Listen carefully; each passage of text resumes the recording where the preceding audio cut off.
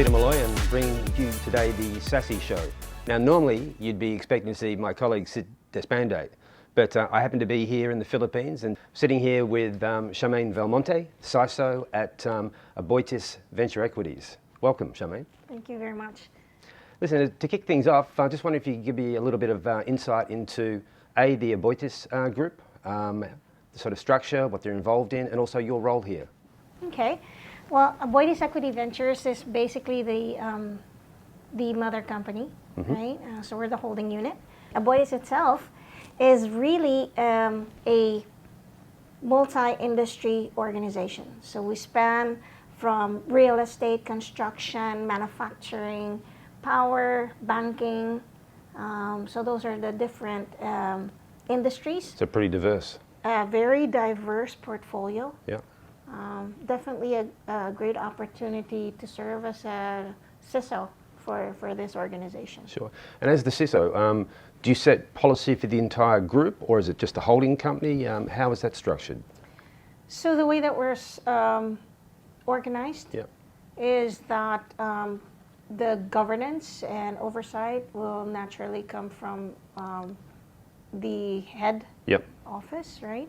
And from there, we're responsible for ensuring that we have the group's information security, cyber and information security policies. Yeah. And the strategic business units in their industries will have these principles as well.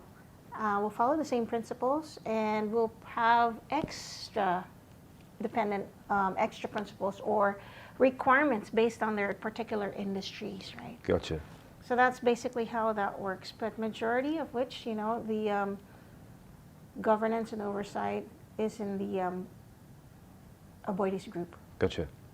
Well, before we kick on to the sort of things that are challenging you today or more recently, I noticed in your background that you're a military officer for a period in your earlier days. In terms of your experience there, the learnings, the training you received, do any of those things carry over from the military to civilian or corporate life?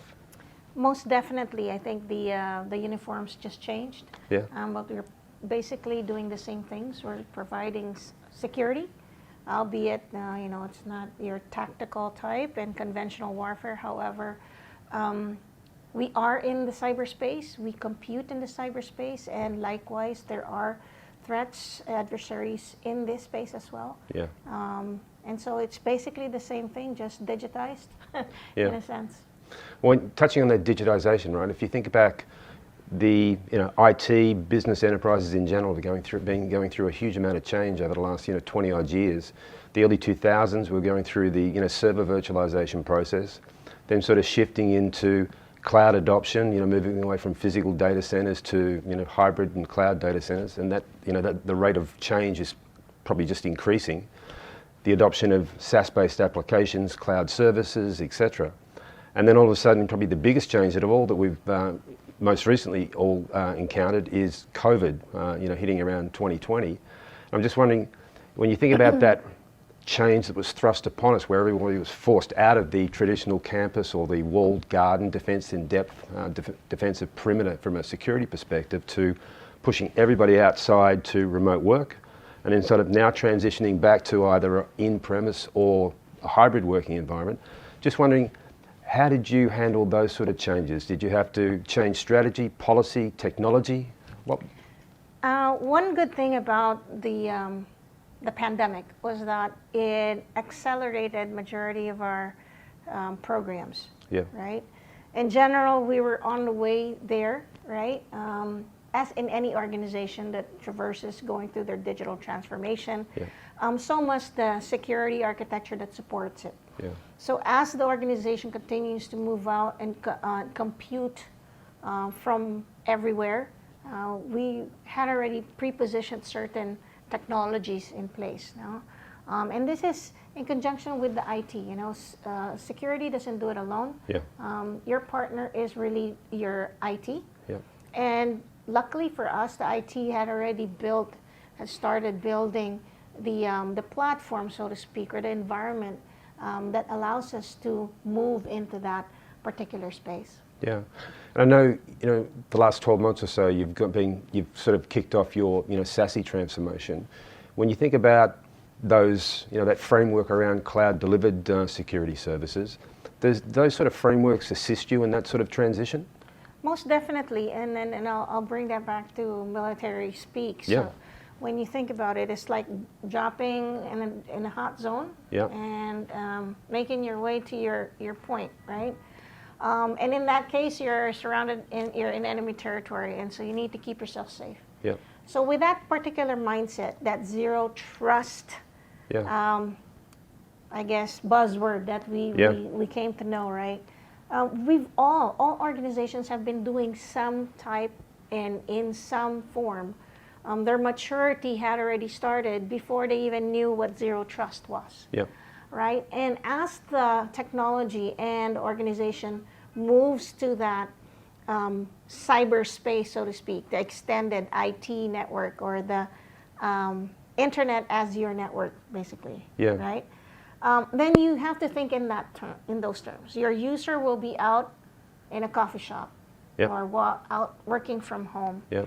So basically, potentially in enemy territory. And that is what I call enemy territory. So Yeah. what must the user have? So thinking about it in that aspect allows you to ensure and really simplify the thought process around it. Yeah, So must compute securely, right?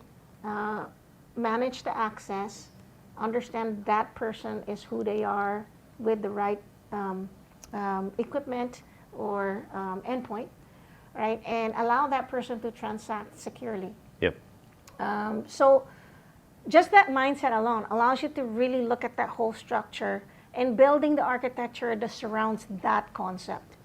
yeah, So looking at it in that way allowed us to be able to really be able to support the user, right? Not saying that not all organizations had a smooth transition into this new working environment. However, having the partnership with the IT and building that architecture to support a move in that space really helped. yeah. It's actually interesting. I mean, as you know, I spent time in the military in my early days, right? But I hadn't thought about it in terms of that analogy, and it makes sense. We talk about, the concept of the traditional perimeter as being completely exposed as a result of hybrid work. But I hadn't thought about, we talk about now where the individual is, but I hadn't thought about it being in enemy territory and basically the perimeter having to be around the individual. So it's a great analogy. Just double clicking a little bit on whether it be zero trust or some other attributes. There's a number of different architectures and SASE solutions and providers in the marketplace. Is there any advice that you can give to the audience in terms of the sort of key principles that you think should be focused upon when choosing an appropriate SASE architecture? Yes, one of the key things that we're learning through time, and again with a influx, right, of providers out there who will share with you their versions of securing the edge. Yeah. Right, and we all know that that's what we're really after, right? Making sure that the technology you choose for your edge device is integratable to the rest of your architecture, meaning it integrates with your on-premise, it integrates with your access system or protection system. So those things, they don't naturally integrate well together. So be cautious and ensure that you understand how they integrate and test the integration, because when they don't, then you have to find another intermediary, which makes it more complicated, right? So I think that's one of the key things that I've learned so far.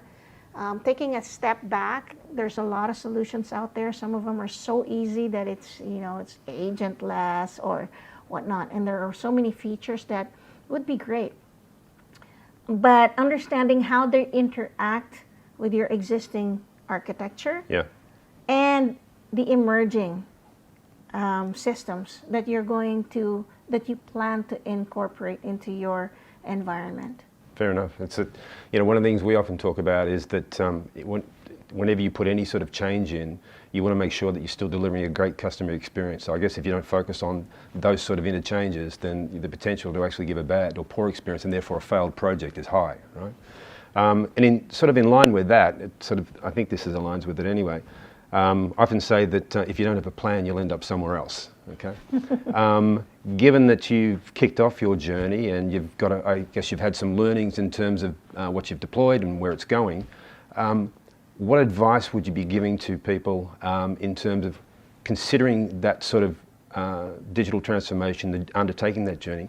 What sort of planning concepts or principles do you put in place to ensure that you're going to head down the right path to actually hit that destination you're focusing on?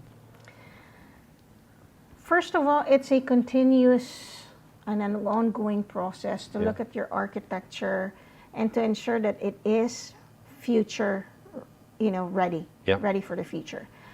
And you need to continuously ensure that you're aligned with the organization structure. Yeah. And that could be in many ways. They may decide to pivot to an industry, or they may decide to acquire certain technologies. So those are things that you need to continually integrate or plan through. Yeah. And ensuring that we are able to articulate the technical integrations and impacts to the business to the organization, right? Yeah. Because one of the key things, and it's okay to pull back and look at your environment. Yeah. Because there are times when the technology you implemented a year ago will no longer be viable in the next year or two. And so we need to accept that, right? We need to be able to say, this works today, how far is this going to work, and are we willing to take that risk, or do we leap to the future state, right? Yeah. So these are considerations that we need to look into, and continually aligning your architecture to your business strategy. Yeah. So I guess simplifying that you could potentially say that it needs to be adaptable and also flexible in terms of the framework that you're deploying. And there's no one size fits all. If there were, you and I would know exactly what to do, right? Yeah. The standards also continue to change. Yeah. Right? Not too long ago, the ISO 2022 came out, so that changed a little bit. When they said, okay, I'll align to the NIST framework, and the NIST framework changes again. So we're seeing another change here this year that we're expecting that to be published soon. Gotcha. Well, listen, we're going to wrap up fairly soon, but when you think about, again, we're sort of, I guess, getting through the gauntlet in terms of the pandemic, things are coming back to a form of normality, but with notwithstanding that, we're now sort of hitting with geopolitical, disruption, macroeconomic headwinds. A lot of the customers we speak to are now thinking about, consolidation. And going back to that kind of concept of what Gartner termed the SASE framework, do you think those sort of frameworks assist in terms of that consolidation to deliver potentially greater capital benefits in terms of the management of capital, and also potentially operational efficiency and security efficacy? Most definitely. Today you may probably have a dozen or so, or 24 different point solutions supporting your operations. And the impact of that is really the manpower that monitors, operates, and maintains these 24 solutions. Yeah. With the emergence of services, where there's a consolidation, that really helps. Yeah. But it also allows us to be able to see where we can consolidate and then capitalize on those consolidated services, thereby minimizing your point solutions, the variation of your point solutions. That's the one benefit. Yeah. The second benefit is there's not one solution that you can say is the answer, right? Yeah. There's no silver bullet. Yeah. But you can definitely have a minimum number of services, I would say 5 or 6 or definitely less than a dozen. Yeah. And manage it in that way, right? And the challenge is actually how to migrate Actually, it's not really a challenge, that could be a given, but well, when you do migrate, you definitely need to look at the opportunities and get into the services that will provide you the scalability and flexibility as your organization expands or pivots. No worries at all. Well, listen, I know you've got a very busy day. We really appreciate your time, Charmaine. So thank you very much for spending time with me and our audience on the SASE show. I wish you all the best now and in the future. So thanks again for your time. Thank you for having me. Cheers, appreciate it. That's a wrap on this SASE show. We hope you enjoy the content and look forward to seeing you again. All the best.